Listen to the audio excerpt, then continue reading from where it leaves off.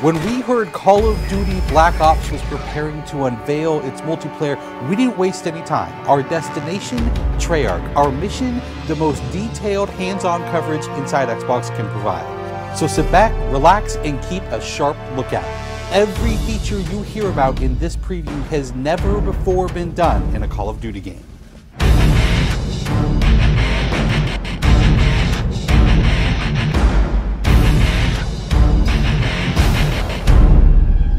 We begin where the multiplayer trailer for Black Ops left off, with theater mode.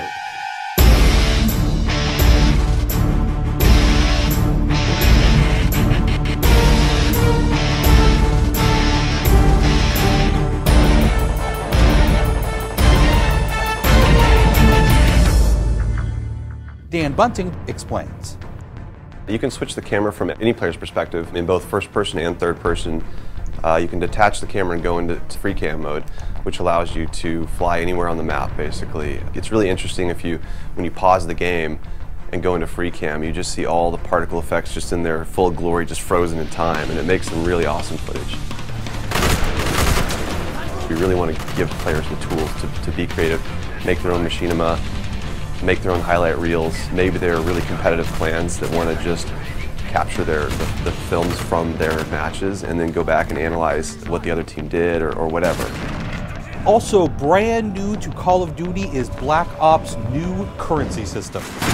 We put the currency system into Black Ops multiplayer principally because we felt like it'd be a very interesting way to engage with all the unlocks that you've been getting.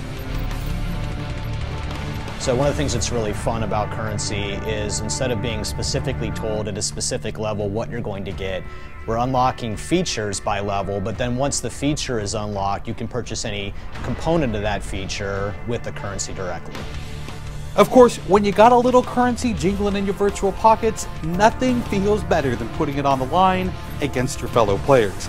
Say hello, everyone, to wager matches. When we were developing the wager match game modes, we went through a whole bunch of ideas to find the 4 that we were going to use to ship inside the game. And really, if it wasn't people screaming in joy and frustration when they were sitting around the office playing, it wasn't good enough to be a wager match. Wager matches are all free-for-all modes, and they exist separately from the standard playlist. They include game modes like Gun Game, where you're in a race to score a kill with 20 different weapons, beginning with pistols and advancing through ever more explosive weaponry.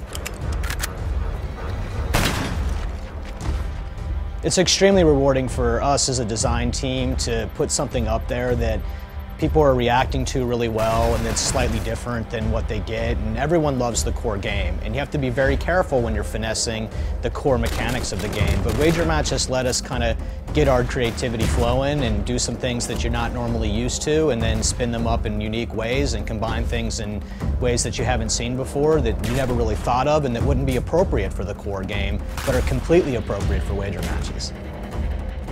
While the classic Call of Duty challenge system is still very much in place, Black Ops is also adding a new feature called contracts.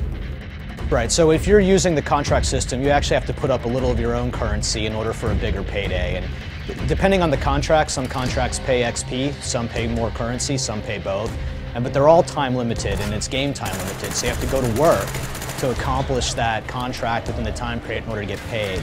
It's different from the challenges, in so much that the challenges some players like to use very aggressively, and they map out their path through the challenge system in order to maximize their XP gains, in order to level faster. And then a whole nother set of players uses the challenges sort of passively. They're there, when you get them they feel good, but contracts gives you a way to directly engage with the content inside the game. It says, hey, I'm an SMG guy, I want SMG based contracts, I'm going to chase my contracts and I'm going to get paid. And that's fun. Another focus for Black Ops is player customization, including things like unlockable face paint, unique perk-specific character models, and a whole lot of weapon customization. We've been we stole the line from Full Metal Jacket, this is my weapon, this is my gun, and we're chanting that around the office as sort of our mantra for this feature. Originally it started with one of our designers he just made kind of an offhand comment one day where he said, you know, I really have a certain attachment to the weapon that's my favorite. I want to make that weapon mine, and that was all it took. So from there it was just, what are the things that are cool? It's like, put your clan tag on your gun, of course. And we've got, the Emblem editor by itself is an element of creativity for players.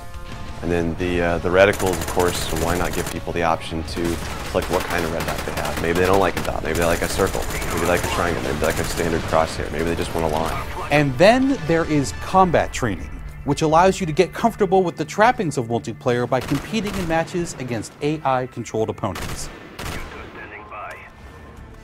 You know, it's our hope that combat training can convert people who are largely single-player gamers who might have, dabbled around in multiplayer but never made that leap to playing online, and give them kind of this experience where they can get familiar with the mechanics and features and systems that multiplayer has, but they can do so at their own pace, they can do so without someone screaming in their ear what a noob they are, and practice up and then join the competitive fold.